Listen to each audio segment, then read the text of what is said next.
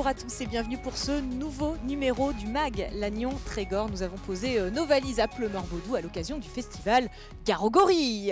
Voilà, Garogori, un rendez-vous dédié aux arts du cirque. Mais si cet événement qui a lieu une fois tous les 2 ans, c'est un peu la partie émergée de l'iceberg, eh bien sachez que l'histoire du cirque et du territoire de Lannion Trégor, en fait, c'est une longue histoire d'amour, de fidélité et d'aventure. Et c'est ce que nous allons voir dans cette émission aujourd'hui. Et tout de suite, je vous propose pour ce faire de retrouver notre premier invité.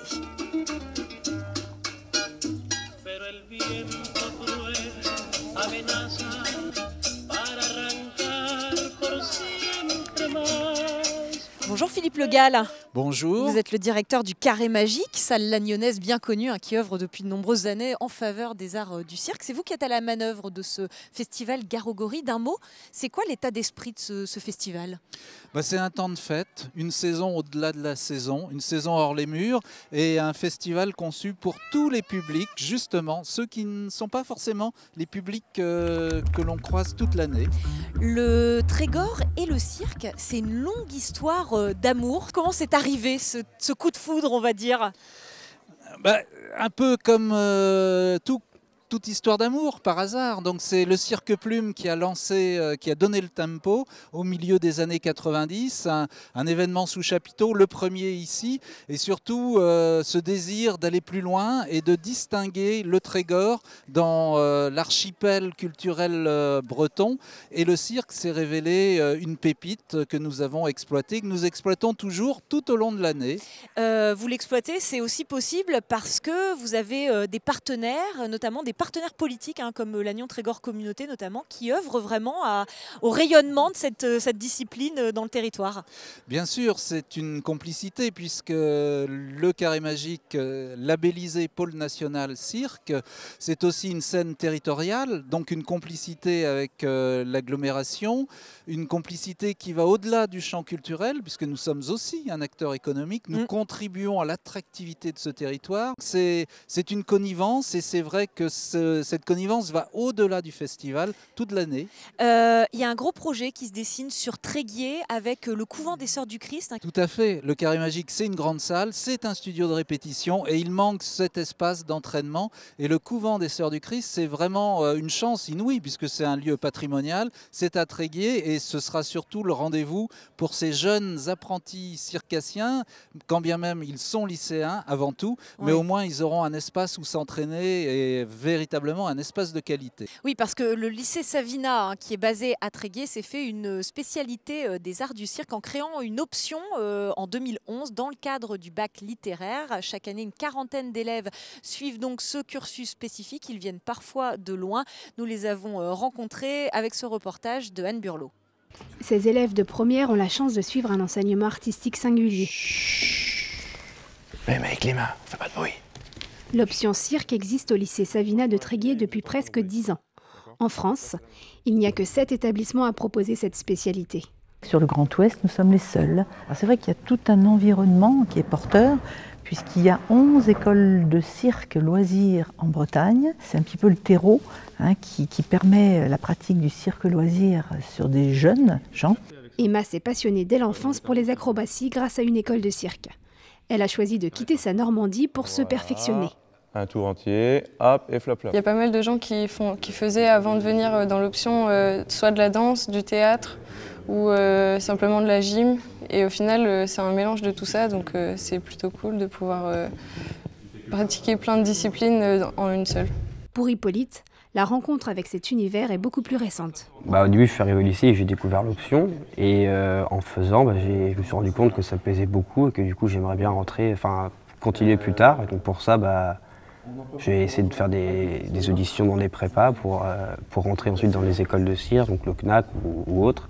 Grâce à cette option, certains se réconcilient même avec l'école. Chaque année, on a des exemples d'élèves qui arrivent avec un dossier scolaire limite et qui sont tenus grâce au cirque et qui vont jusqu'au bac grâce au cirque. Ces élèves de la seconde à la terminale bénéficient de 6 heures de pratique et de 2 heures de théorie chaque semaine. 3, vous êtes en retard. Un ancien élève sur 2 travaille aujourd'hui dans le milieu du spectacle. Et 1 sur 4 exerce comme artiste circassien.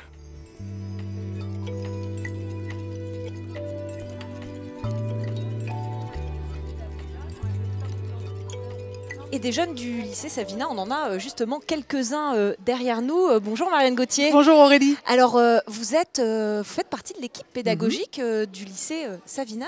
C'est quoi l'objectif de cette option en fait Alors en effet, on est le partenaire de cette option, nous, le Carré Magique Pôle National Cirque en Bretagne, parce que le mot d'ordre dans cette spécialité, c'est faire entrer l'artistique auprès des élèves.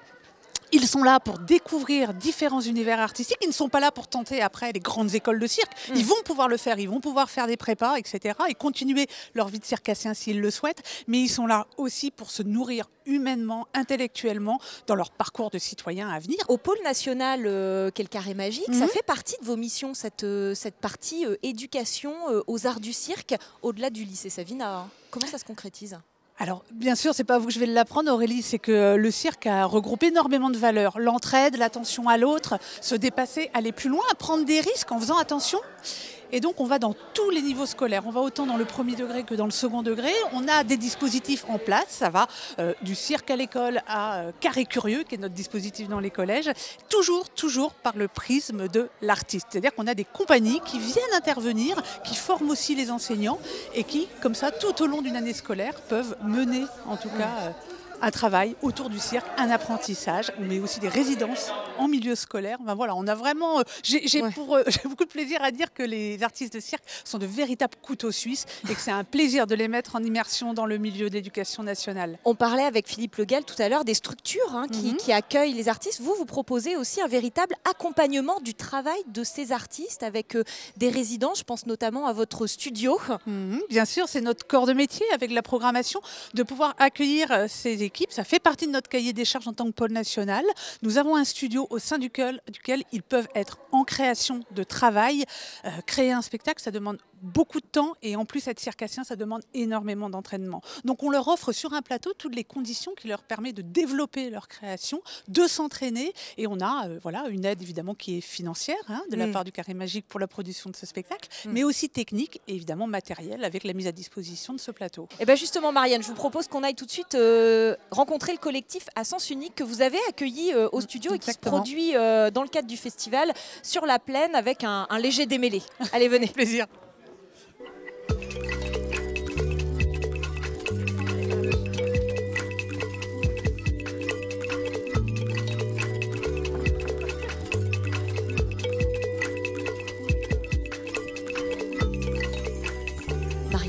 Des artistes comme ceux du collectif à Sens Unique, vous en accueillez combien tous les ans au Carré Magique ? La saison dernière, c'était plus de 23 compagnies dans l'année, c'est-à-dire à peu près 70 artistes, c'est énorme. Quand même. Des artistes, alors eux viennent du Québec, mais vous accompagnez aussi des compagnies locales. Et c'est le cas des Galapia, on les a rencontrés sous leur chapiteau, qu'ils avaient planté dans le quartier Arcenté-les-Fontaines de Lannion pour une petite session avec les habitants. Tout de suite, reportage. Nadine expérimente pour la première fois la roue de la mort. Et visiblement, elle se prend au jeu. Et après, on monte. Juste profiter de la sensation. Ah, c'est génial. Ça donne le mal de mer. C'est vrai. Vous voulez qu'on arrête ? Non, ça va, je vais essayer encore. Avancez. Comme elle, de nombreux habitants du quartier Arcenté-les-Fontaines profitent des ateliers cirque dirigés par la compagnie Galapia. Le but de ce projet, c'est de partager un moment de résidence avec des habitants. L'objectif est double, c'est-à-dire de faire découvrir notre univers aux habitants d'un territoire, en l'occurrence ici du quartier, mais en parallèle de nous nourrir de ces rencontres-là pour faire évoluer nos spectacles et pour travailler. L'artiste Lucho Smith investit ce quartier prioritaire pendant un mois. Je me mets bien et après je marche comme hier. Cette immersion, c'est aussi un moyen de questionner les habitants sur la notion de prise de risque et de dépassement de soi. Ça coupe un peu du monde et tu vois, on voit les choses différemment. C'est cette sensation aussi d'adrénaline à moitié. Et c'est cette sensation-là qui m'a beaucoup plu. Très bien, c'est dingue. Comment ça progresse, la confiance. Moi je sens que quand je fais des ateliers, je vois les gens changer. Je vois les endroits où tout d'un coup ça se débloque, où ils se dépassent et ils reviennent parce qu'ils ont envie d'aller encore plus loin. Et le fait d'avoir travaillé avec eux sur ces choses-là, la confiance, le groupe, le dépassement de soi, eh bien, ils se sont rendus compte que c'est bien de faire des choses ensemble, par exemple. Ouais. Ce projet conduit par le Carré Magique, se clôtura par un spectacle participatif. Nous sommes avec Christophe Lelarge et Daniel Lepierrez. Bonjour à tous les deux. Tout Trégorois qui se respecte connaît forcément le petit cirque que vous avez fondé tous les deux, c'était en 2004 déjà. Qu'est-ce qui vous fait que le territoire vous a donné envie de poser vos valises ici après 15 ans d'itinérance, notamment avec Arceau ou le Cirque Plume qu'on connaît bien ici dans le Trégor? On est arrivé ici, je pense, Daniel parce qu'elle est native d'ici, et puis surtout on a tout le projet des Arceaux sous la bulle a vraiment démarré ici, et c'est Roger Leroux qui était directeur du Carré Magique à ce moment-là qui nous a dit si vous revenez ici, on va vous aider, on va vous suivre sur votre création de cette nouvelle compagnie. C'était quoi l'idée de ce petit cirque? C'était quoi la volonté, le projet derrière cette création de compagnie? Je crois qu'on a eu envie, après avoir tourné avec des grosses compagnies, ou un gros public aussi, des jauges très importantes, on avait envie de quelque chose de plus petit, quelque chose de plus proche du public, et aussi de créer nos propres histoires de cirque, tout simplement. Donc un travail autour toujours de la technique de cirque, mais aussi les pieds au sol, de l'aérien, des choses au sol, et un travail autour de la musique, du jeu d'acteurs. Et ici, dans le Trégor, c'est aussi le Trégor, c'est une région, un endroit, un territoire multiculturel et puis très vivant, et c'est un endroit qui, bien sûr, pour ça, on avait envie d'y revenir, quoi. On a vu les Galapias au cœur du quartier Arcenté-les Fontaines. Vous aussi, vous avez mené ce type de projet avec des habitants. Ça fait partie, j'imagine, vous, comme vous le concevez, de votre rôle d'artiste, quelque part, d'aller au contact, d'ouvrir les yeux, d'ouvrir les univers, de brouiller un petit peu les lignes. Mais je crois que c'est assez... le cirque, c'est comme ça, en fait. C'est un lieu de partage, en fait. Donc, on ne peut que de continuer de faire ça. Et je pense que le partage, il est dans les deux sens. Pour moi, la transmission, elle est dans... C'est une transmission intergénérationnelle. C'est-à-dire que des jeunes vont nous apporter, des jeunes qui ont envie de découvrir, même s'ils ne veulent pas en faire leur métier. C'est une ouverture d'esprit, c'est des échanges, c'est du partage. Voilà, je trouve que c'est super. Donc toujours cet ancrage dans le Trégor, et puis je sais que vos spectacles tournent aussi à l'international, en Belgique, en Allemagne. Merci beaucoup à tous les deux d'être venus nous parler un peu de l'aventure du petit cirque et de ce chemin qui se fait ici dans le Trégor. Merci à tous les deux. Merci. On espère que cette émission vous aura donné envie de pousser la toile d'un chapiteau, ou encore de tester la roue de la mort ou le monocycle, comme nos jeunes amis ici derrière. En tout cas, moi je vous dis à très bientôt pour un nouveau numéro du MAG Lannion Trégor.